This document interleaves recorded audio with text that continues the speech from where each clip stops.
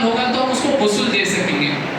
مگر عموماً یہ پیشہ جو غسال آج لے گئے ہم اس کو بہت برا جانتے ہیں. غسال ایک عجیب سا ورڈ ہے.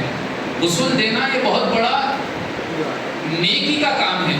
علماء فرماتے ہیں جو بندہ کسی مسلمان میت کو غسل دے، کفن پہنائے، اس کی نماز جنازہ پڑھائے اور اس کی قبر میں اتر کر اس کے تدفین کے مراحل پر عمل کر دے، اور جب وہ واپس آتا ہے لوٹتا ہے تو گویا وہ اپنے ماں کے پیٹ سے ابھی نکل کر آ رہا ہے اتنا وہ پاک و صاف ہو جاتا ہے، یعنی اتنے اس کے گناہ مٹا دیے جاتے ہیں. تو یہ اتنا بڑا نیک عمل ہے. مگر آج ہم کیا کریں، اسے پیشہ ور غسالوں کے حوالے کر دیے، اور وہ نہ جانے اللہ ماشاء اللہ یہاں پر کوئی دیکھے ہوں گے وہ کتنی بڑی بڑی غلطیاں کر جاتے ہیں. میں اسی پیشے سے جو ہے سو تعلق رکھتا ہوں. دعوت اسلامی کا ایک شعبہ ہے تجہیز و تکفین کا. الحمدللہ چھوٹی سی ذمہ داری ہے، اس کو نبھاتا ہوں. جب میں کسی کے پاس جاتا ہوں دیکھتا ہوں تو اتنی تکلیفیں ہوتی ہیں. غسال میت کے ساتھ بہت بے رحمانہ معاملات کر ڈالتے ہیں. بعض جگہ تو ایسے معاملات بھی دیکھنے میں آئے کہ وہ برہانہ کے قریب تک ہو جاتے ہیں. سترے عورت کا چھپانا یہ فرض ہے ان پر، ان کے سترے عورت کو چھپانا یہ غسال کے اوپر فرض ہے، مگر وہ خود جھانکتا ہے اندر اور اپنے ساتھ جو رہتے ہیں ان کو اٹھا کے پانی تک ڈلوانے لگا دیتا ہے. اور نہ جانے میں ایک جگہ تو دیکھا یہاں تک کہ نجیز پانی، ٹھیک، مستعمل پانی، جو ناپاک پانی ہو گیا وہ چھینٹے اچھے پاک پانی میں اڑ رہے ہیں اور وہ ناپاک مستعمل پانی سے غسل دے رہا ہے. تو کہاں پر غسل ہو سکتا ہے؟ تو یہ سارے چیزیں کب ہوں گی؟ جب ہم سیکھیں گے اور اپنے اطراف رہنے والے یا ہمارے گھر وغیرہ ہے، خاندان میں ہے، کسی کے پاس ایسے معاملات ہو جاتے ہیں، ان کے پاس یہ معاملات کو ہم کریں گے تو جب جا کے یہ معاشرہ سدھرنے کے امکانات بن سکتے ہیں. تو پیارے پیارے اسلامی بھائیوں، میرے ایک دوست ہیں، چھوٹا سا واقعہ ہے وہ سنا دیتا ہوں انشاءاللہ. اس کے بعد پریکٹیکل طریقہ کس طریقے سے غسل دیا جاتا ہے اور کس طریقے سے کفن بنایا جاتا ہے اور کس طریقے سے کفن پہنایا جاتا ہے یہ انشاءاللہ سیکھیں گے. اس کے بعد ہمارے سید صاحب ہے وہ آپ کو نماز جنازہ کا پریکٹیکل طریقہ وغیرہ وہ بتا لیں گے انشاءاللہ. ٹھیک. تو پیارے اسلامی بھائیوں، میرے ایک دوست تھے، دوست کے والد صاحب قریب وہ 24 سال ایک مسجد کی موذنیت کرے. 24 سال ایک کم وقت میں ہوتا.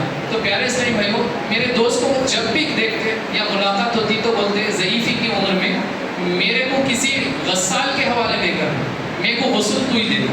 تو پیارے اسلامی بھائیوں، جب وقت قریب آتے گیا وہ بہت زیادہ ضعیف علیل ہوتے گئے تو ان کی شدت بڑھتے گئے. میرے کو ملے، ملاقات کرے، بولے کہ بھائی میرے کو یہ ایک کام آپ سکھا دو. میرے والد کی یہ نصیحت ہے، میرے کو کسی غسال کے حوالے نہیں کرنا. اگر نیاتا ہے تو میت کو لٹانے کے تختے پہ مجھ کو لٹا دینا، 4 بکیٹ میرے اوپر رڈل دینا، پانی بہہ گیا میں غسل ہو گیا سمجھ جاؤں گا، بس کفن میں جس طریقے سے آتا لپیٹ دینا، بس لے کے جا کے نماز جنازہ پڑھا کے دفنا دینا، مگر کسی غسال کے ہاتھ میں نہیں دینا.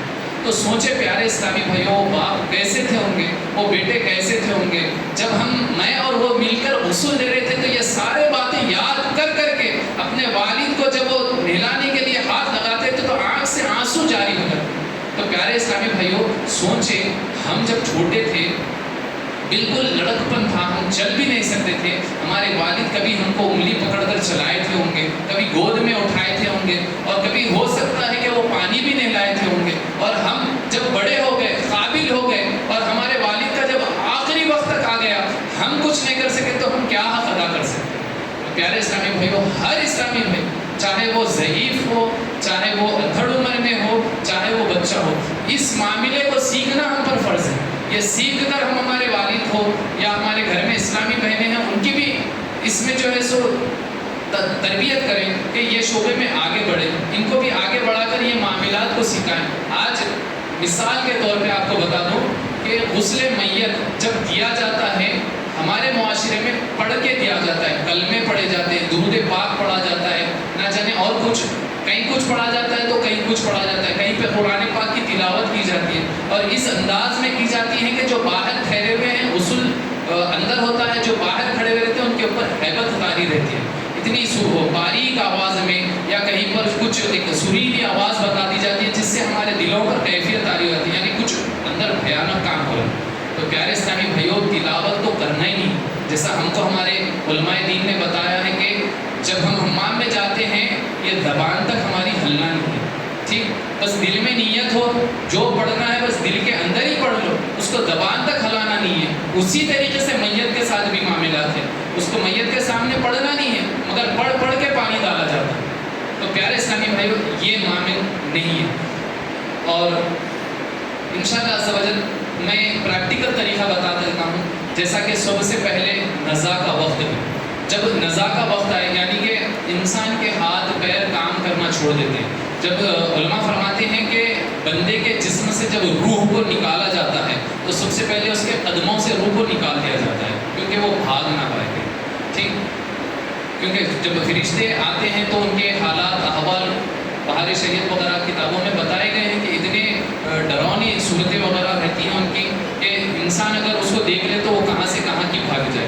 تو صبح سے پہلے جب جسم سے روح نکلتی ہے تو وہ پیروں سے نکل جاتی ہے، یعنی انسان پیر نہیں رہے گا تو چل پھر نہ پائے گا، تو اسی لیے سب سے پہلے پیروں سے اس کی جسم سے روح کو نکال دی جاتی ہے۔ اس کے بعد علماء فرماتے ہیں بندے کے جسم سے جو روح کا نکلنے کا عمل ہے وہ اتنا تکلیف دہ عمل ہے کہ مثال یوں بتاتے ہیں کہ ایک ببول کے کانٹے کا جھاڑ ہے اور اس کے اوپر نرم ململ کا کپڑا بھگا کر جب اڑا دیا جاتا ہے، اڑانے کے بعد اس کو ایک سائڈ سے پکڑ کر کھینچو کہ وہ کپڑا کیا تکلیف سے نکلتا ہے، تو اس سے 1000 گنا زیادہ تکلیف کا معاملہ بندے کے جسم سے روح نکلنے کا ہوتا ہے۔ اللہ اکبر۔ پیارے پیارے اسلامی بھائیوں دعا کرتے رہیں کہ اللہ ہم کو آسانی والی موت عطا فرمائے، آسانی سے اس جسم سے روح نکل جائے اور ہو سکے تو مدینہ پاک میں یہ روح نکلے، ایسی دعا فرماتے رہیں۔ تو پیارے اسلامی بھائیوں جب بندے کا جب نزا کا وقت آ جائے، جسم سے روح نکلنا ہم کو محسوس ہو جائے تو سب سے پہلے اس کو تلقین کرنی چاہیے۔ تلقین کیا ہے کہ اس کو بس کلمہ پڑھتے جانا ہے، کہ ہم بازو بیٹھ جائیں اور کہتے جائیں کہ لا الہ الا اللہ محمد رسول اللہ، یا اشہد ان لا الہ الا اللہ وحدہ لا شریک لہ واشہد ان سیدنا محمد عبدہ ورسولہ، بس یہ پڑھتے جائیں زور زور سے۔ ہم اس میت کو یہ نہیں کہیں گے کہ آپ بھی پڑھو آپ بھی پڑھو، یہ نہیں کہیں گے، بس ہم پڑھتے جائیں گے۔ ان کے دل میں جب وہ معاملات وہ کیفیت پیدا ہوگی تو وہ خود پڑھنا چالو کر دے گا، ورنہ اس لمحے میں بھی شیطان ان کو بھٹکانے کی کوشش کرے گا، ان کو اپنی طرف راغب کرنے کی کوشش کرتا رہے گا۔ تو ہم کو سب سے پہلا کام یہ کرنا ہے کہ ان کو تلقین کرنا ہے کلمے کی۔ اب جب انتقال ہو جائے جب جسم سے روح نکل جائے تو بندے کو سب سے پہلے ہمارے پاس عموماً یہ معاملہ ہے کہ قبلے کے رخ پیر کر دیے جاتے ہیں، یہ کر سکتے ہیں۔ بہتر یہ ہے کہ قبر میں جس طریقے سے لٹاتے ہیں اس طریقے سے بھی لٹا سکتے ہیں، بہتر انداز یہی ہے، کیونکہ قبر میں جو رہے گا بندہ وہ اسی طریقے سے سرانہ اس سائڈ آ جائے، پینتی یہ سائڈ چلے جائے، چہرہ قبلے رخ کر کے رکھ دے، اس کا بہتر انداز علماء فرماتے ہیں یہی ہے۔ تو پیارے اسلامی بھائیوں اگر کوئی قبلے کی طرف پیر کرتا ہے تو سرانہ اس کا تھوڑا اٹھا دیں گے، پیچھے سے تکیہ وغیرہ لگا کے یا کچھ اوڑھنی وغیرہ کا سپورٹ دے کے اٹھا کے چہرہ قبلے کے رخ ہو جائے اس انداز میں رکھیں گے۔ اور ہاتھ ہمارے پاس عموماً بعض لوگوں کے پاس علم کی کمی کی وجہ سے ہاتھ باندھ دیتے ہیں، یہ ہاتھ باندھنا نہیں چاہیے، ہاتھ سائڈوں میں رکھنا چاہیے، دونوں انگوٹھے باندھ دیں، دونوں ہاتھ سائڈوں میں رکھ دیں۔ اگر کسی کا پیٹ پھولنے کی شکایت ہوتی ہے تو ان کے پیٹ کے اوپر نمک کی پوٹلی یا کچھ وزن جو ہم برداشت کر سکتے ہیں، میت کو بھی اتنی ہی تکلیف پہنچا سکتے ہیں۔ اگر میں زیادہ وزن اپنے اوپر رکھوں گا اور میں برداشت نہیں کر سکوں گا، اسی طریقے سے میت کو بھی اتنا زیادہ وزن نہیں رکھا جائے گا جو وہ برداشت نہ کر سکے۔ پیارے اسلامی بھائیو یہ یہاں تک ہو گیا۔ اب اس کے بعد غسل میت میں جو جو چیزیں استعمال ہوتی ہیں، سب سے پہلے ایک ہم خالی سپلے کمپنی پہ جاتے ہیں، بول دیتے ہیں اور سامان دے دیتے ہیں، اس میں سب سے بہتر یہ ہے کہ 2 چیزیں، ایک گرم پانی کے لیے ایک ٹھنڈے پانی کے لیے 2 چیزیں لے لیجیے، بگونے وغیرہ، پھر 3 جگ کم سے کم 3 جگ ہو اور گرم پانی جس میں ملایا جاتا ہے، ٹھیک، وہ ایک اسلامی بھائی مقرر ہو۔ ہمارے پاس کیا ہوتا ہے، ہم کسی میت کو غسل دیتے ہیں تو پورا خاندان آ جاتا ہے، دوست احباب بھی آ کے اندر ٹھہر جاتے ہیں، مگر نہیں میرے پیارے اسلامی بھائیوں، جب میں زندگی بھر پانی نہایا تو اکیلا حمام میں بند کر کے حمام کا دروازہ اکیلا پانی نہایا، اور جب میرا انتقال ہو گیا تو 40 جنے کھڑ کے نہلا رہے ہیں. تو اس سے ہم کو تو معلوم ہے بظاہر یہ میت ہے، اس کا انتقال ہو گیا، یہ نہیں دیکھ سک رہی، مگر روحانیت اس کی اتنی پاورفل ہو جاتی ہے کہ وہ ہم سب کو دیکھ رہی ہے، ہمارے بولنے کو سن رہی ہے، ٹھیک، ہمارے ہر حرکت کو وہ محسوس کر رہی ہے. تو ہم کو چاہیے کہ جب انتقال ہو گیا، غسل کا جب انتظام ہو گیا اور غسل کے مراحل شروع کیے گئے، تو اس کے متعلق اس کو احکامات کو عمل کرتے ہوئے کم سے کم 3 جنے یا 4 جنے مل کر غسل دے، بس یہی کافی ہے. اس سے زیادہ کی حاجت بھی نہیں رہتی وہاں. الحمدللہ میں جہاں پر بھی غسل دیتا ہوں بس 4 جنے، 3 یا 4، اس سے زیادہ میں ٹھہرنے نہیں دیتا ہوں، کیونکہ میں خود بھجا دیتا ہوں. تو پیارے اسلامی بھائیوں، یہ مرحلہ ہوا. ایک گرم پانی وغیرہ ہے اور 3 جگ لیے. ایک اسلامی بھائی ایسے مقرر ہو کہ وہ ایک جگ لے لے اور گرم پانی جو ڈال رہے ہیں بس وہ ایک جگ سے ہی دوسرے جگہوں میں ڈالیں. یہ ہمارے پاس عموماً جو ہوتا ہے غسل وغیرہ جو دیتے ہیں، یہ جگ ادھر جاتا ہے پھر دوسرا جگ لے کے اس میں ڈباتے ہیں، تو یہ پانی پورا مستعمل ہو رہا ہے سائیکل ہو کے. ٹھیک، تو یہ ایک جگ سے اس میں ڈالتے ہیں، پانی مستعمل نہیں ہوگا. جو پانی گندا ہو گیا اس سے غسل لے رہے ہیں، ان کو پاک و صاف کرنے جا رہے ہیں یا ان کو گندا کرنے جا رہے ہیں. یہ معاملات ہمارے پاس عموماً رائج ہو چکے ہیں. پیارے سائنس یہ یہاں پر پہنچ گئے. اور اس کے اندر غسل جب اسٹارٹ کرتے ہیں تو غسل کے 7 مراحل ہیں. کتنے مراحل ہیں؟ آپ بھی اگر میرے ساتھ بولتے جائیں گے تو یہ یاد ہو جائے گا، اور جب کرنا رہے گا تب یہ یاد آئیں گے. ٹھیک، تو غسل کے کتنے مراحل ہیں؟ 7 مراحل ہیں. غسل کے 7 مراحل ہیں. تو سب سے پہلا مرحلہ جو ہے نا، میت کو تختے پہ لا لینے کے بعد، اس کے کپڑے نکال لینے کے بعد، اگر پریکٹیکل طریقہ دیکھیں میں یہاں پر کچھ کر کے بھی بتا دیتا ہوں. یہ تو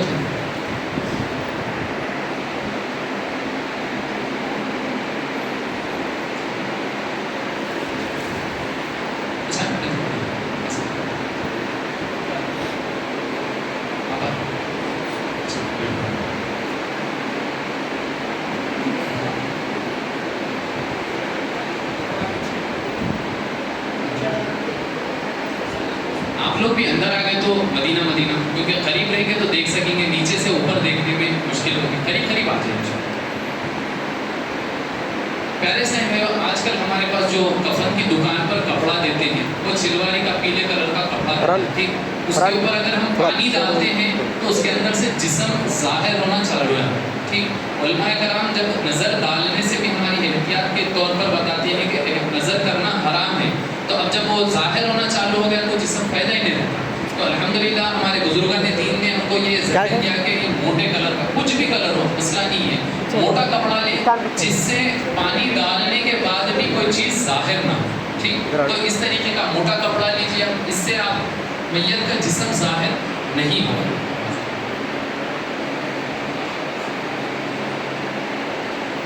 اب میں اس کے اوپر جتنا بھی پانی ڈالوں جسم ظاہر نہیں ہوگا. ٹھیک ہے، صلو علی الحبیب صلی اللہ تعالی علیہ وسلم.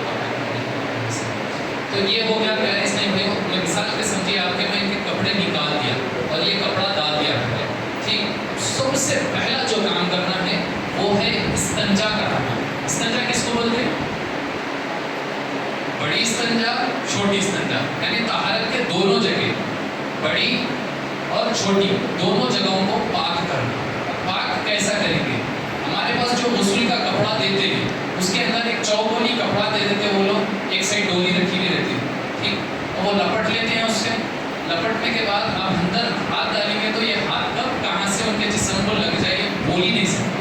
کئی جگہوں پر میرے سے خود یہ غلطی ہوئی، کیونکہ جب میں تربیت میں تھا وہ سامان یہ میرے پاس رہتا نہیں تھا، تو میں وہاں سے لے کے یہ معاملات کو چالو کرتا. تو پیارے اسلام بھائیو، الحمدللہ ہمارے علماء دین نے ہمارا ذہن بنانے کے بعد یہ اس طریقے کا لفافہ ہے. ٹھیک، 2 سلے مارنا ہے، کپڑے کو چوکوں میں پکڑ لیا، ایک ڈوری لگا دی، اب یہ بنا دیے، اس کو بند دیے.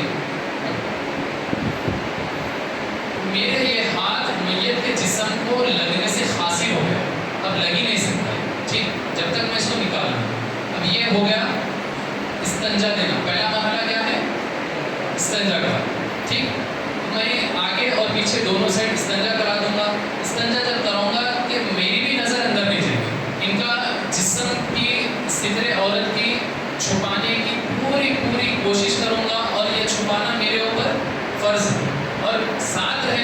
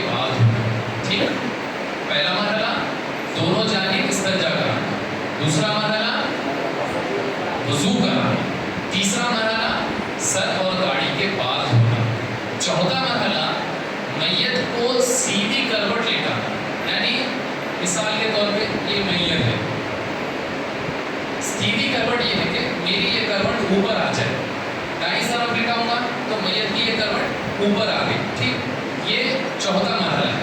پانچواں مرحلہ دائیں کروٹ نیچے گئے، بائیں کروٹ اوپر آ گئی، ٹھیک، یہ پانچواں مرحلہ ہے۔ چھٹواں مرحلہ دوبارہ استنجا کرنا، یعنی استنجا کیسا کریں گے؟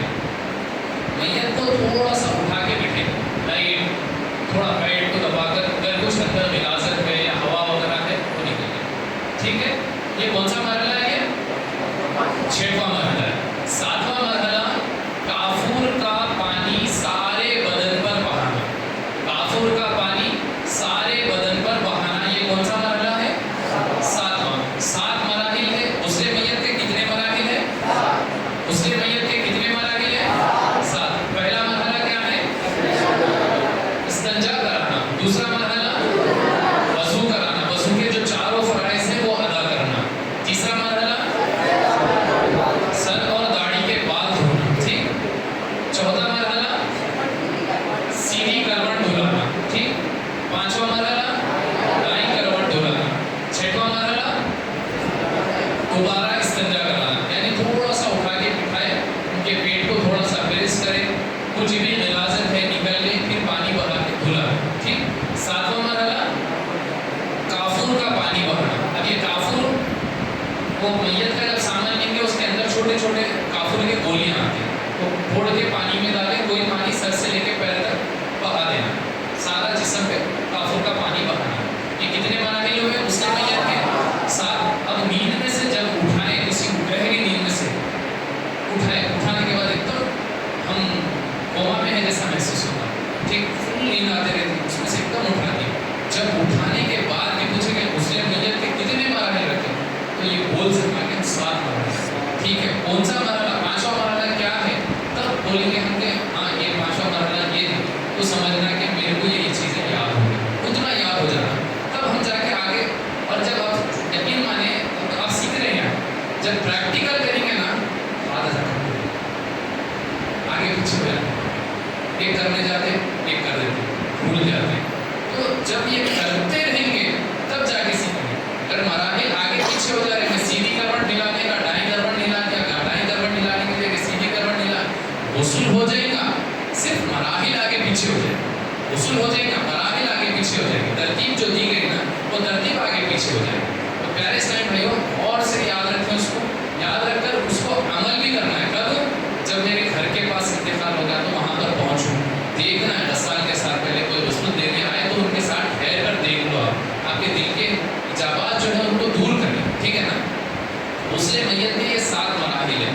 اب غسل میت دینے سے پہلے جو تختہ ہم لاتے ہیں اس کو عود کا دھواں دیجیے۔ علماء کرام فرماتے ہیں 3 مرتبہ، ٹھیک، یا 5 مرتبہ یا 7 مرتبہ عود کا دھواں دیا جاتا ہے خوشبو کے لیے بطور، اگر نہیں دیں گے تو کوئی حرج نہیں ہے، دے دیں گے تو بطور خوشبو کے لیے بس یہ مرحلہ کیا جاتا ہے۔ یہ ایک ہو گیا۔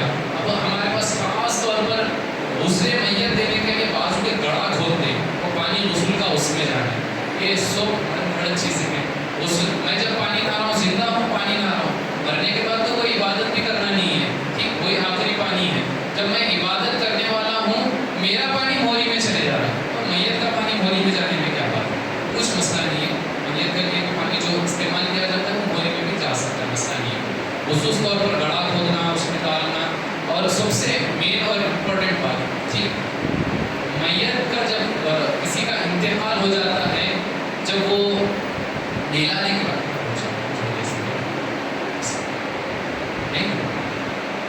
میت کا انتقال ہو جاتا ہے، انتقال ہوئے وقت جو وہ کپڑوں میں ملبوس رہتا ہے، وہ پہنا ہوا رہتا ہے، ٹھیک، وہ کپڑے ہم استعمال میں نہیں لاتے، ہمارے پاس اس کا بستر، اس کے کپڑے، ساری چیزیں وہ جو ٹھیک پھینک دیتے ہیں، میں خصوص طور پر تھیلے میں ڈال کے دیتے ہیں، مول صاحب آپ لے کے جاؤ۔ جب وہ میت کا پیسہ، وہ میت کی دولت، وہ میت کے سارے چیزیں اثاثے اپنے ہیں، میت جب مر گیا وہ بیچارہ جسم سے روح نکل گئی تو اس کے مخصوص چیزیں وہ بس غسل دینے والے کے دے دیتے، اور وہ غسل دینے والا کوئی لے کے جا کے بطور تبرک لے کے جا کے آپ کے نہیں پہنتا، نہیں استعمال کرتا، وہ یہاں سے نکلا سیدھا کچرے کنڈی پہ پھینک دیتا, چلے آتا نکل. میں میری آنکھوں سے دیکھا سو مسجد میں ٹھہر کے مصلی کے پاس ٹھہر کے بول رہا ہوں, تو کوئی اس میں خبرات, کوئی اس میں جھوٹ نہیں. تو پیارے اسلامی بھائیوں, وہ کپڑے ہم استعمال کرتے ہیں, ہمارے باپ نے ہی جو لائے تھے. ٹھیک ہو سکتا ہے میں میرے بیٹے کو پہناتا ہوں, تو وہ چیزیں جو میں استعمال کر سکتا ہوں میں استعمال کروں گا, میں پھینکنے کے لیے نہیں. علماء فرماتے ہیں اگر میت کا جسم سے کپڑے جب اتارتے ہیں حتی الامکان اسے اچھے صاف انداز میں اتارو کہ آپ خود استعمال کر سکیں. ہم جب اتارتے ہیں کرتا تو یہ سلوے کے پاس سے کھولنا, تو یہ ایزی نکل سکتا ایک سائڈ سے. ہم جو آتے ہیں باہر سے انہیں پکڑتے ہیں یہاں سے سیدھا سا پھاڑ دیتا ہے ضرور, اس میں کچھ استعمال ہونے والی چیز ہی نہیں بچتی. تو پیارے اسلام بھائیوں, یہ معاملات آ گئے. اب باہر سے جب آتے ہیں لوگ, ہاتھ میں کچھ انگوٹھی ہوتی ہے, کچھ بھی ہوتی ہے, تو وہ فوری لے لیتے ہیں. یہ غلط ہے, شرعاً یہ غلط ہے. اگر میں مرتا ہوں یہ میری انگوٹھی ہے تو یہ میرے میراث ہے, میرے اولاد ہے. ٹھیک, یہ میرے اولاد میں تقسیم ہوں گی, نہ کہ غسل دینے والوں کو جائے. تو یہ چیز کا بھی خیال رکھیں. وہ لوگ مانگتے ہیں خاص کر یہ دیو وہ دیو, عورتوں میں تو حد سے زیادہ ہے یہ معاملہ. ٹھیک, تو یہ چیزوں کو بھی ہم کو برخاست کرنا ہے. ٹھیک, اب آ جاتے ہیں غسل میت کا وہ طریقہ. اب کفن میں کیا کیا چیزیں استعمال ہوتی ہیں. کفن میں مرد آدمی کے لیے 3 کپڑے ہیں. مرد آدمی کے لیے کتنے کپڑے ہیں؟ 3. عورت کے لیے 5 کپڑے. ٹھیک, مرد کے لیے کتنے کپڑے ہیں؟ 3. عورت کے لیے 5. پیارے سے بھائیو, سب سے پہلا جو کپڑا ہے, سب سے پہلا جو کپڑا ہے وہ ہے لفافہ. سب سے پہلا کپڑا کیا ہے؟ لفافہ. لفافہ جو سب سے نیچے بچھا کے میت کو آخری میں بندھ دیتے ہیں ڈوریوں میں. ٹھیک, وہ سب سے بڑا رہتا ہے. یعنی میں عموماً 3 میٹر کا استعمال کرتا ہوں. 3 میٹر میں ادھر تھوڑا سا اور ادھر تھوڑا سا نکل کے پکڑ کے میت کو اندر اتارنے میں آسانی ہوتی ہے. اگر 3 کی جگہ آپ 3.5 لیں گے تو وہ جو آدھا میٹر ایکسٹرا جا رہا وہ اسراف میں جا رہا. علماء یہاں تک فرماتے ہیں کہ میت کو اگر کفن میں کپڑا بڑھ کے دیں گے تو وہ اسراف بتاتے ہیں.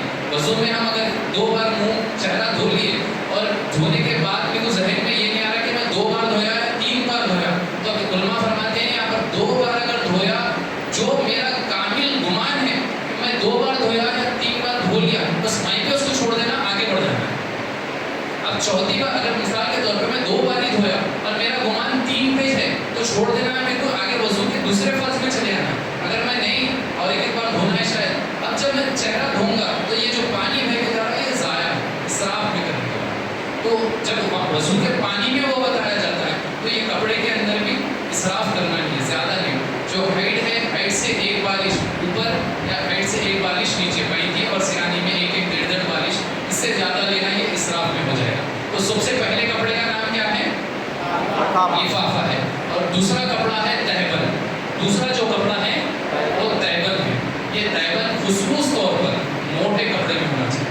اگر ہم میت کو ہلانے کے بعد یہ تہبند ہی سے لپیٹتے ہیں, ان کو لپیٹنے کے بعد بدن کچا رہتا ہے. اگر باریک کپڑا لیجیے, مثال کے طور پہ یہ کپڑا باریک ہے, ٹھیک, یہ کپڑا باریک ہے اور یہ موٹا ہے. اگر میں یہ تہبند کی جگہ پہ یہ کپڑا استعمال کر لیا تو اس پہ پانی لگنے کے بعد جسم ظاہر ہونا چالو ہو جائے. ٹھیک, جسم کی رنگت اندر سے ظاہر ہونا چالو ہو جائے.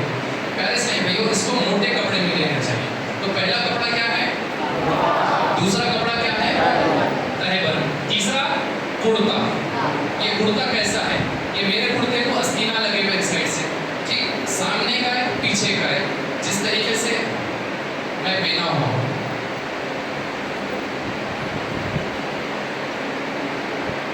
یہ گلا بنا ہوا ہے, یہ سامنے سے چاک لگا ہے, مگر اس کے اندر رعایت دی گئی. کیا رعایت ہے؟ ہمیں یہ میت کو تکلیف نہیں ہونا, دشواری نہیں ہونا بول کے میں یہ سامنے بھی لگاتا ہوں, سائڈوں میں بھی لگاتا ہوں. یہ اسلامی بہنوں کے لیے سامنے لگانا ہے, اسلامی بہنوں کے لیے شولڈر پہ لگانا ہے, صرف شولڈر پہ. تو مگر جب میت کو اندر رکھا جاتا ہے تو تھوڑا چہرہ اٹھانا پلٹانا کہ یہ معاملات ہوتے ہیں. تو علماء سے میں نے سوال کیا اس کے بارے میں, تو ٹھیک ہے وہ معاملات کرتے ہیں تو یعنی تکلیف سے بچانے کے لیے کرنے تو یہ جائز ہے بتایا. ٹھیک, تو یہ ایک معاملہ درست ہے.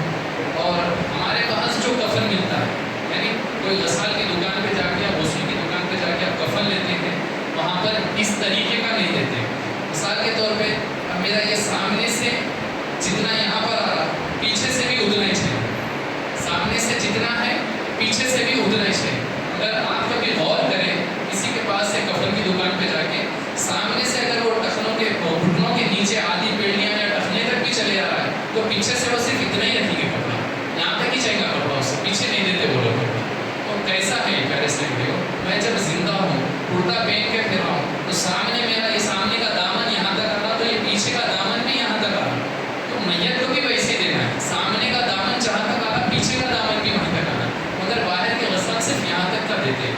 میں لاؤں گا سوچا بٹ میرے پاس ختم ہو گئے تھے، وہ تربیت میں خاص دینے کے لیے میں نکال کر رکھا تھا، کچھ مسجد کے معاملات کی وجہ سے وہ مس ہو گیا کپڑا۔ تو پیارے اسلامی بھائیوں، مرد آدمی کے لیے کتنے کپڑے ہیں؟ 3۔ پہلا کپڑا، دوسرا کپڑا، تیسرا کپڑا کرتا۔ اسلامی بہنوں کو 2 ایکسٹرا کپڑے ہیں، وہ ہے ایک سینہ بند، دوسرا 5واں ہے اوڑھنی۔ کیا ہے؟ ایک ہے سینہ بند، دوسرا ہے اوڑھنی۔ بقیہ یہ 3 سیم رہیں گے، لفافہ سیم رہے گا، تہبند سیم رہے گا، کرتا سیم رہے گا۔ ان کو جو ایکسٹرا ہو جا رہا وہ سینہ بند ہے۔ سینہ بند کیا ہے؟ یہاں سے لے کے یہاں تک ایک کپڑا رہتا ہے، وہ اوپر سے لپیٹ دیا جاتا ہے، یہ مرد اور عورت کی نشانیوں میں سے، ٹھیک، اور ایک سر پہ اوڑھنی بندھی جاتی ہے، یہ اسلامی بہنوں کے مخصوص ہے، تو یہ ان کی استعمال ہوں گے۔ تو پیارے اسلامی بھائیوں، اب بچھانے کا معاملہ ہے، تو اس میں بھی کیا معاملہ ہے؟ سب سے پہلے کیا بچھائیں گے ہم؟ تہبند، لفافہ نہیں، تہبند نہیں، لفافے بچھائیں گے سب سے پہلے، یہ جو بڑا کپڑا ہے۔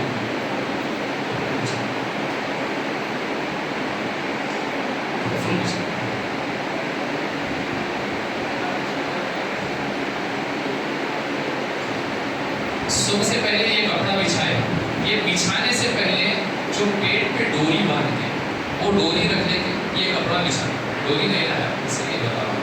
تو میت کو رکھ دینے کے بعد وہ ڈوری اوپر آٹومیٹک اوپر آ جاتی ہے، آسانی سے پر لے سکتے ہیں۔ اگر ہم بھول گئے تو پھر وہ میت کے نیچے سے تارنا کرنے کے یہ معاملات ہوتے ہیں۔ یہ سب سے پہلے ہم لفافہ بچھا دیں گے، اس کے بعد ہم اس پہ کرتا بچھا دیں گے۔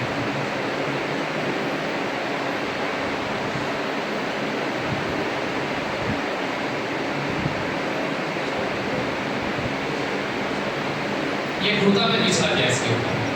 اگر ہمارے پاس جو معاملات ہوتے ہیں، میت کو غسل دیا میں یہ کپڑے میں، ٹھیک، یہ کپڑے میں غسل دے دیا، اب اس کے بعد کیا کرتے؟ میت کو غسل کے تختے پہ سے کفن پہ لے کر آنے کے لیے پھر ایک کپڑا استعمال کرتے۔ میں علماء کرام سے سوال کرا، پہلے تو اس کے جو میت کے کپڑے ہیں وہی استعمال نہیں کر رہے عوام، پھر یہ میت کو غسل دینے کے بعد اب یہ کپڑا ضائع ہونے والا ہے، ہلاتیا میں کچا ہے، اب یہ ایک الگ سپریٹ تھیلے میں ڈال کے پھینکا دیتے ہیں، تو یہ ضائع کر رہے ہیں۔ یہ کپڑا میں دھو کے پھر میں استعمال کر سکتا ہوں، اس میں کوئی اس میں قباحت ہے ہی نہیں۔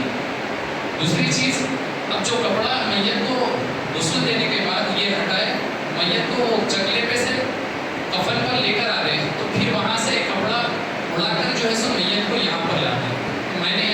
میں سوال کرا علماء کرام کو کہ وہ جو کپڑا لا رہے تھے یہاں لانے کے بعد وہ کپڑا کھینچ کے پھر دے رہے، یہ ضائع ہو جا رہا ہے، اسراف ہے، اس کو کیا کرنا چاہیے؟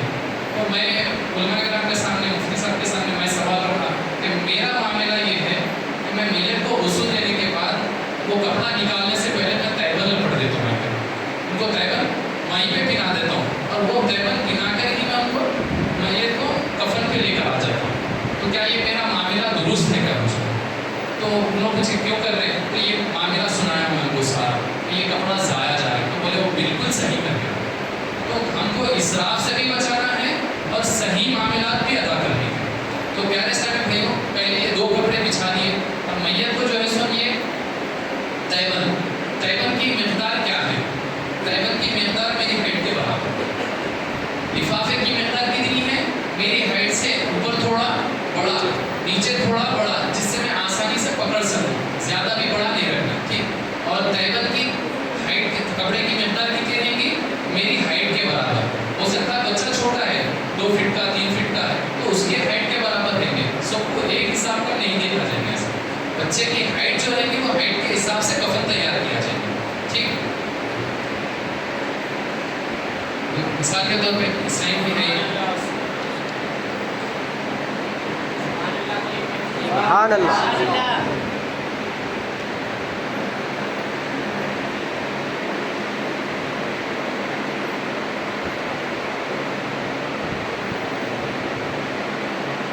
یہ اس طریقے سے میت کو لپیٹ دیا جائے. ٹھیک، لپیٹ کر کفن پہ لے کے رہیں گے. اب اس میں وہ جو کپڑا استعمال کیا جا رہا تھا وہ صرف اڑا دیتے تھے اوپر. اڑانے کے بعد یہ پیچھے سے پورا کھلا رہتا تھا. اس میں ہوتا کیا، کہیں پہ اٹھانے میں اگر کوئی سائڈ میں پہلوان ہے، موٹے خاصے اچھے خاصے ہیں، تو اٹھانے میں کیا ہوتا، کسی کا کچھ دکھ جاتا ہے، کسی کا کچھ کپڑا ہٹ جاتا ہے. اگر ہم ان کو تہبند وہیں پہ بن کے لیں گے تو یہ سارے چیزوں سے حفاظت ہو جائیں گے. ٹھیک ہے نا. اب میں لے کر آیا، یہ سب سے پہلے اوپر کا حصہ ہٹا دینا. اس میں سے اوپر کا حصہ ہٹا دیا، یہ کپڑا کھل گیا. دیکھیں یہ آسانی سے، بالکل آسانی سے جو ہے سو یہ آپ میت کو اندر لے کر آ گئے اور یہ اوپر سے بالکل آسانی سے نکل گیا. اب یہاں پر کیا کرنا ہے، میت کو کفن پہ لا لینے کے بعد سب سے پہلے اعضائے سجود کیا کیا ہے آپ نے سنے ہوں گے نا. یہاں پر اعضائے سجود جو جن ہڈیوں پر سجدہ کیا جاتا ہے، فرض ہے ان ہڈیوں کا سجدے میں ٹکنا. مثال کے طور پر دونوں پیروں کی 10 انگلیاں، دونوں پیروں کی 10 انگلیاں، ٹھیک، دونوں گھٹنے، ٹھیک، دونوں ہاتھوں کی ہتھیلیاں، یہ پورے سجدے میں زمین پر لگنا ہے. پھر ناک اور پیشانی، یہ اعضائے سجود میں سے کیا ہے، یہ اعضائے سجود میں سے. اعضائے سجود پر عطر لگانا ہے، ان کو معطر کریں گے. ٹھیک، تو اعضائے سجود کو ہم لگا سکتے ہیں عطر. مثال کے طور پہ ہم جب عطر لگا رہے ہیں تو یہ سترے عورت میں، گھٹنے سترے عورت میں آ جاتے ہیں، یعنی چھپانے کی چیز میں. اب میں اس کو ڈائریکٹ، مثال کے طور پہ یہ گھٹنا ہے، اس کو ڈائریکٹ میرے ہاتھ سے چھین نہیں سکتا ہوں. تو گھٹنے کے پاس صرف ایک جگہ پہ آپ رولر سے یا اوپر سے ہی عطر گرا دیں گے. یہ ایک جگہ پر. بقیہ آپ پیشانی پہ چھین سکتے ہیں، ہتھیلیوں کو چھین سکتے ہیں، تلووں کو چھین سکتے ہیں، اور صرف گھٹنوں کے پاس ہی جو ہے سو رولر یا کسی دوسری شے سے آپ عطر لگائیں گے. اس کے بعد ہمارے پاس عموماً سینے پہ پاؤڈر ڈالتے ہیں، اس پہ کلمہ لکھتے ہیں. اب یہاں پر تضاد کا مسئلہ ہے. اب میں اگر کہیں جاؤں گا اور میں یہ نہیں کر رہا ہوں، اور ایک آگے بھی مسئلہ بتاؤں گا آپ کو. اب میں بولتا ہوں کہ بھائی پاؤڈر یہاں پر قبر میں ڈال دو، اس سے پاؤڈر سے کچھ لینا دینا نہیں ہے میت کا. یہ رسم و رواج بنائے گئے ہیں. قبر روزندل کا پاؤڈر جو ڈالتے ہیں، لکھتے ہیں کلمہ وغیرہ، ٹھیک، کلمہ لکھنا یہ افضل ہے. پیشانی پر بسم اللہ الرحمن الرحیم لکھنا یہ درست ہے. مگر یہ جو پاؤڈر ڈال رہے ہیں نا، یہاں پر تھوڑا سا باریک مسئلہ ہے. ہم اتنی محنت سے ان کو غسل دیے، ان کو کفن وغیرہ صاف کرے، اس کے بعد وہ پاؤڈر ڈالتے کہ پورا اندر مسئلہ خراب کرے. تو وہ پاؤڈر میت کو قبر میں جب گلاب کا رخ ڈالتے ہیں، پاؤڈر وہاں پر ڈال دیجیے، وہاں پر خوشبو پہنچائیں. مگر میت کے اوپر پاؤڈر ڈالنا یہ علماء کرام اس کو منع فرمائیں. اب جب ہم یہ بات بولیں گے تو جن کے پاس علم رہے گا وہ خاموش ہو جائیں گے، جس کے پاس علم نہیں رہے گا وہاں پر تضاد کا مسئلہ پیدا. ایک یہ ہو گیا. اب تیسرا مسئلہ کیا ہے، اعضائے سجود کا ہو گیا، ٹھیک، پاؤڈر کا مسئلہ ہو گیا. اب سرما لگانا. اب ہمارے پاس رواج بن چکا ہے کہ سائڈ میں ایک کفن کے بازو کے ایک چوکونی کپڑا جانی ماس کے جیسا کچھ تک کھول کے رکھ دیتے، رکھ کے یہ لیڈیز کے اندر خاص کر ہے کہ میت کو سرما لگائے پہ ہتھیار ڈالو، نذرانہ رکھو، بعض کا بازو ٹھہر کے پکار کے پیسے مانگتے ہیں. تو سرما لگانا سنت سے ثابت نہیں ہے، سنت سے ثابت ہی نہیں ہے سرما لگانا میت کو. ٹھیک، ہم الحمدللہ باحیات ہیں اور سرما دن میں نہیں رات میں لگانا سنت، سونے سے پہلے. کوئی خوبصورتی کے لیے، اچھا دکھنے کے لیے سرما لگانا تو یہ جائز نہیں ہے. سوتے وقت سرما لگانا یہ ثابت ہے سنت سے. میت کو سرما لگانا یہ ثابت نہیں ہے. یہاں پر اگر ہم کوئی لا کے دیتا ہے کہ بھائی میں مدینہ پاک سے لایا تھا، اب بطور مدینہ پاک کا نام لے لیا تو سب جائز ہے ہمارے، مدینے کی ہر وہ چیز جائز ہے ہمارے الحمدللہ. تو اب جب یہ معاملہ آ جاتا ہے تو یہ لگا لو اب بطور مدینہ پاک کے صدقے ہماری بے حساب مغفرت ہو جائے. ٹھیک ہے. اب یہ میت کو لگا دیے کلمہ سینے پہ کلمہ لکھنا ہے لا الہ الا اللہ محمد رسول اللہ. پیشانی پر بسم اللہ الرحمن الرحیم لکھنا ہے. ٹھیک. اب سینے پہ دل کے پاس یا رسول اللہ صلی اللہ علیہ وسلم لکھیں اور اپنے غوث پاک رضی اللہ تعالیٰ عنہ کا نام لکھ سکتے ہیں آپ, یا آپ کے پیر و مرشد کا نام لکھیں. جیسا کہ میں تو لکھتا ہوں المدد یا غوث پاک, المدد یا غوث اعظم رضی اللہ تعالیٰ عنہ لکھتا ہوں میں. اور پھر اگر کوئی پوچھ بھی لیتا ہوں کہ کسی کے مرید ہیں تو ان کے پیر صاحب کا بھی نام لکھ دیتا ہوں. ہمارا تو ایمانی ہے وسیلوں سے صاحب, تو ہماری بخشش ہو جائے بس یہی مقصد رہتا ہے. تو یہ معاملہ ہو گیا. اب اس کے بعد میت کو لفافے میں لپیٹنے کا طریقہ.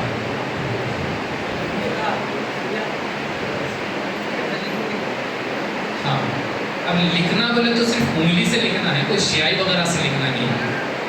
ٹھیک ہے, شیائی وغیرہ سے.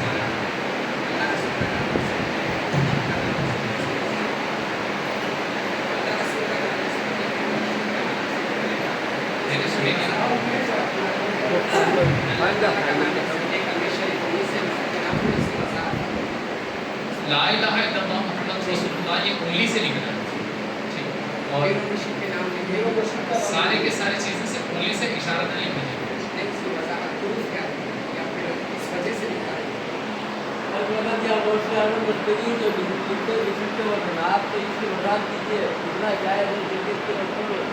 شریعت کی روشنی میں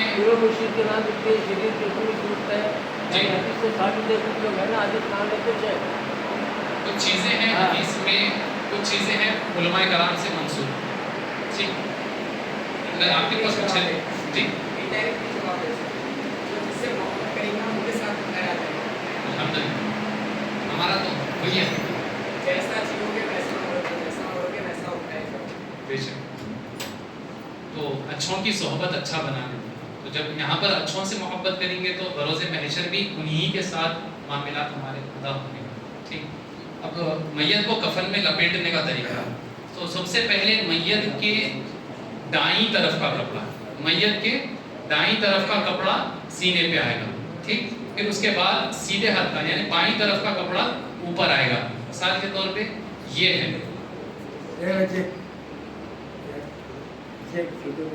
لیفٹ سائڈ کا کپڑا میں نے میت کے اوپر رکھ دیا. اب یہ دائیں طرف کا کپڑا, سیدھے طرف کا کپڑا یہ اوپر ڈال دیا. ٹھیک. یہ طریقہ رہے گا. اب یہاں پر تھوڑا سا گھبرا کے کر کے کیا کر دیتے ہیں, آگے پیچھے ہوتے ہیں, کوئی مسئلہ نہیں ہے, بس معاملات جو ہے وہ تھوڑا سا چینجز ہو جاتے ہیں, آگے پیچھے ہو جاتے ہیں.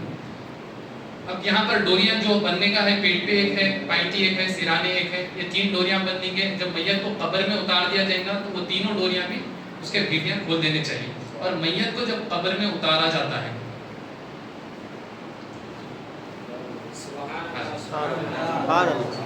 جب میت کو قبر میں اتارا جاتا ہے تو مستحب اچھا طریقہ یہ ہے کہ قبلے کی طرف سے میت کو قبر میں اتاریں. قبلے کی طرف سے میت کو قبر میں اتاریں اور اتارتے وقت بسم اللہ و باللہ علی ملت رسول اللہ صلی اللہ علیہ وسلم, چھوٹے چھوٹے کلمات ہیں, ان کو ادا کرتے رہیں. اگر کچھ نہیں آتا ہے تو درود پاک پڑھتے رہیں. بس درود پاک ہی ہماری بخشش کا وسیلہ بن سکتا ہے. تو پیارے اسلامی بھائیوں, عموماً قبر کے پاس بھی ہم جاتے ہیں, قبر میں میت کو اتار بھی دیا جاتا ہے, اس کے بعد بھی ہمارے اندر یہ احساس پیدا نہیں ہوتا کہ ایک دن ہم کو بھی مرنا ہے اور اس اندھیری قبر میں جانا ہے. وہاں پر بھی رہ کے قبرستان میں ہم ان کے باتوں میں لگے ہوئے رہتے ہیں. تو نہیں پیارے اسلامی بھائیوں, ہم کو بھی مرنا ہے, ہم کو بھی اس اندھیری قبر میں اترنا ہے, ہم کو بھی کیڑے مکوڑے اگر نیک ہیں تو صحیح سلامت رہیں گے. ہم نے کئی ویڈیوز میں دیکھ چکے ہیں کہ کئی سالوں پرانی قبریں کھل جاتی ہیں, ان کے جسم مبارک باہر نکلتے ہیں تو صحیح سلامت رہتے ہیں. تو ہم کو ان بزرگان دین کے طور طریقے پر چلیں گے تو ہو سکتا ہے ہمارا بھی جسموں کو جو ہے سو کیڑے مکوڑے سے نجات مل جائے. تو پیارے اسلامی بھائیوں, مگر معاملات کچھ الٹے ہی ہیں. قبر میں قبرستان کے پاس بھی جاتے ہیں تو وہاں پر بھی دنیاوی گفتگو میں لگے ہوئے رہتے ہیں, وہاں پر بھی دینی معاملات چھوڑ کر دنیاوی معاملات میں لگے رہتے ہیں. اور خصوص طور پر قبر کے پاس حدیث پاک میں ہے جب میت کو دفنا دیا جاتا ہے تو کتنی دیر رکا جائے. تو علماء فرماتے ہیں ایک اونٹ کو ذبح کر کے اس کا گوشت تقسیم کرنے میں جتنا وقت لگتا ہے اتنا وقت قبر کے پاس رہنا، اتنی دیر وہاں پر بیٹھ کر قرآن پاک کی تلاوت کریں، ذکر اللہ عز و جل کریں، درود پاک پڑھیں، حمد باری تعالیٰ پڑھیں، نعت پاک پڑھیں، کسی بزرگان دین کے منقبتیں پڑھیں، وہاں پر بیٹھ کے اتنا وقت گزاریں. جب میت ہے نا ایک سالوں ہم ساتھ رہے اور ایک دم سڈن ہم اکیلے چھوڑ کے آ جاتے ہیں تو میت بھی گھبرا جاتی ہے.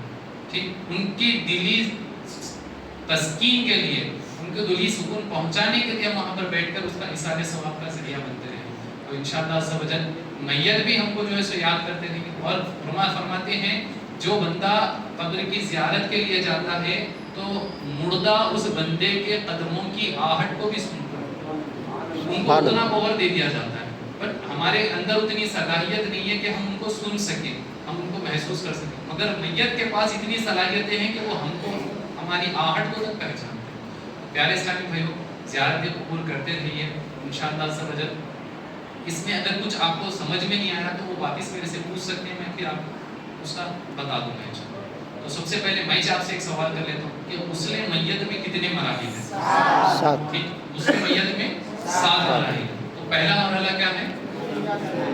پہلا مرحلہ استنجا کرنا. دوسرا مرحلہ وضو کرانا، وضو کے جو چاروں فرائض ہیں وہ اس میں ادا کر دیں گے. تیسرا مرحلہ سر اور داڑھی کے بال. چوتھا مرحلہ سیدھی کروٹ ڈھلانا. ٹھیک. پانچواں مرحلہ بائیں کرنا. چھٹواں مرحلہ سر سے استنجا کرنا. ساتواں مرحلہ کافور کا پانی بہانا. کافور کا پانی تمام ظاہری بدن پر بہانا. ٹھیک. اب غسل میت تو یہاں پر ہو گیا. کفن کے کتنے کپڑے سنت ہیں مرد آدمی کے لیے؟ 3. پہلا کپڑا لفافہ، دوسرا کپڑا، تیسرا کرتا. پہلا کیا ہے؟ لفافہ، دوسرا تیسرا کرتا. چوتھا اسلامی بہنوں کا سینہ. پانچواں یہ اسلامی بہنوں کے لیے. ٹھیک ہے نا. اور غسل میت میں کتنے اسلامی بھائی شرکت کریں؟ 3 یا 4، جتنی ہم کو ضرورت ہے. حد سے زیادہ کھڑا کرنا یہ میت کے لیے باعث تکلیف بننے کا ذریعہ ہے. اور صلو علی الحبیب صلی اللہ علیہ وسلم.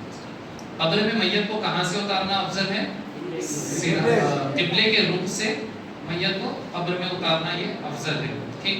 اور میت کو لے کے جب چلتے ہیں، یعنی گھر سے ہو یا پھر مسجد سے قبرستان جانا ہو، اکثر عموماً اسلام میں صدا لگاتے ہیں کہ 2 قدم پہ کاندھا بدلو، 2 قدم پہ کاندھا بدلو. یہ بہت جنے زور زور سے بولتے رہتے ہیں، جبکہ یہ نہیں بولنا چاہیے. اس کے پلٹ یہ بولنا چاہیے کہ 10 قدم پر کاندھا، 10 قدم پر کاندھا بدلنا یہ سنت ہے. 40 قدم چلنا یہ سنت ہے. سیدھے کاندھا یعنی میت کا سیدھا، میرا سیدھا. ٹھیک. یہ 10 قدم چل، پھر ویسے پیچھے آ گیا میت کے پینتی میں سیدھے قدم کے سائڈ 10 قدم لے کے چلا. پھر وہاں سے پیچھے سامنے چلے گیا دائیں طرف، میری دائیں طرف، میت کی بھی دائیں طرف 10 قدم چلا. پھر وہیں سے پھر میت کے دائیں قدم کے طرف آ گیا، یہاں سے بھی 10 قدم چلا. تو یہ 40 قدم چلنا سنت ہے. ہر اسلامی بھائی اس کو یاد رکھیں. اب جہاں کہیں بھی ہم غسل میت میں جائیں گے یا تجہیز و تکفین کے معاملات میں جائیں گے یا جنازے میں شرکت کریں گے تو یہ باضابطہ اعلان کریں کہ 40 قدم چلنا سنت ہے. میت کو اٹھانے سے پہلے اعلان کر دیں کہ 10 قدم پہ کاندھا بدلے، یہ سنت ہے. تو جب لوگ سنت پر عمل کریں گے، وہ سیکھ لیں گے اور عمل کرتے رہیں گے تو اس کا ثواب بھی ہم کو ملتا ہے. صلی اللہ علیہ الحبیب صلی اللہ علیہ وسلم. کبھی بھی ہم 10 قدم پہ بولتے ہیں. جب قدم چھوٹے کر کے چلیں، زیادہ بڑے مت چلیں. اور میت کو اٹھانے کے بعد تو عموماً بہت سپیڈ رہتی ہے، تو تھوڑا رفتار کو قدم کو دھیرے کر کے جو ہے سو، مگر 10 قدم چلنا یہ سنت ہے. 10 کر کے 40 قدم چلنا یہ سنت ہے. اس کے بعد اگر 2-4 قدم پہ بعد چھوٹتے ہیں کوئی مسئلہ نہیں. جی تسبیح کون سی پڑھنی چاہیے؟ سبحان اللہ والحمدللہ ولا الہ الا اللہ. بندشی کرتے اس میں پڑھنا آج کل. جی شارٹ کٹ میں پڑھتے ہیں تو پڑھنا کیسے ہے نا. جو تسبیح ہم کو ہمارے بزرگان دین سے، ہمارے صالحین سے، جہاں سے بھی ہم کو جو تسبیح ملی ہے، ٹھیک، وہی تسبیح، پوری تسبیح سبحان اللہ الحمدللہ ولا الہ الا اللہ واللہ اکبر، یہ صحیح مخارج کے ساتھ بھی پڑھنا درست ہے۔ ہم عموماً جو آپ زور سے آواز صدا لگا کے پڑھنے والے کی تسبیح سن لو آپ، اکثر وہ غلط پڑھتے ہیں، حالانکہ رہتے ہیں بیچارے وہ جذبے میں پڑھ دیتے ہیں مگر غلط پڑھتے رہتے ہیں۔ غور کریے آپ اس کو۔ صبح بات سے صبح نہیں جی بے شک۔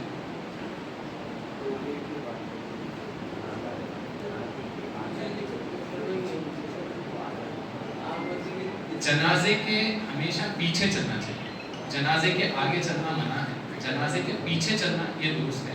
جب آپ کھانا نہیں دے رہے کچھ بھی نہیں دے رہے تو جنازے کے آگے بھی مت چلیں، جنازے کے پیچھے پیچھے چلیں۔ اور جو گاڑی پہ ہے وہ پیچھے پیچھے آ رہے ہیں، پیچھے آنا بہتر ہے، یعنی تو آگے نکل کے سیدھا قبرستان پہ جا کے ٹھہر جانا یہ بہتر ہے۔ اور جنازے کے آگے آگے چلنا درست نہیں ہے۔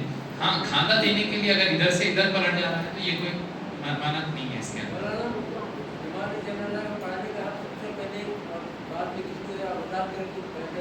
جی اس میں مسئلہ یہ ہے کہ سب سے پہلے تو اگر میرے والد کا انتقال ہوا تو میرا حق سب سے پہلے، ٹھیک، اگر میرے کو نیاتا ہے تو مسجد کے امام صاحب کو دوں یا کوئی بستی کے نیک متقی پرہیزگار اور صاحب سید زادے ہوں تو ان کا سب سے پہلے، ٹھیک،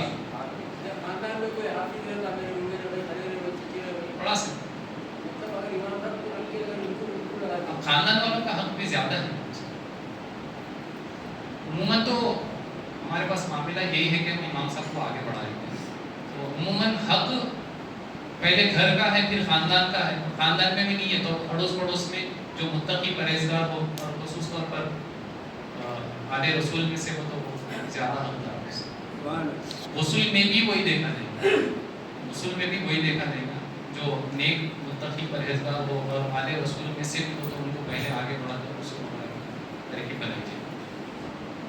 یہ ایک نیا رواج نکلا میں دیکھا، پانی کی بالٹی جو ہے نا، جو جمعے کے دن پھول چڑھانے جا رہے آج کل لوگ، پانی کی بالٹی لے کے پورا خبر کو بھگا کے اس کے اوپر جو ہے نا پھول فاتحہ کرا کر تو یہ پانی ڈالنا ان کو اندر سکون پڑتا، آگ لگی تو ٹھنڈا ہوتا بول رہے لوگ سنا۔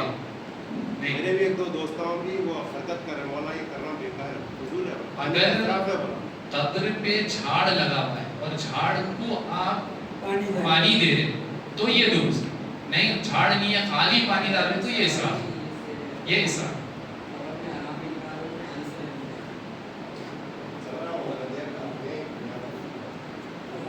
مجھے نہیں بتا سکتے تو میرے بھی دادا جان میں بھی تو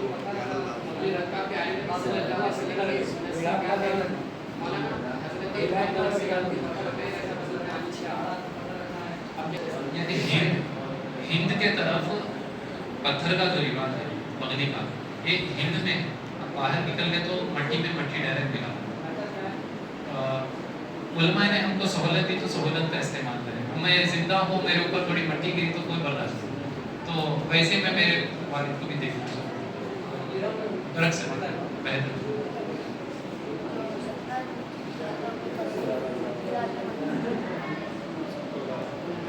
ان کا سورہ وہ پڑھ کے کسی سننے والے سے سنا کہ وہ حمزہ جو روح ہے نا اس کو دفن کرنے کے لیے ان کے ڈھیلے پڑے جاتے سرانے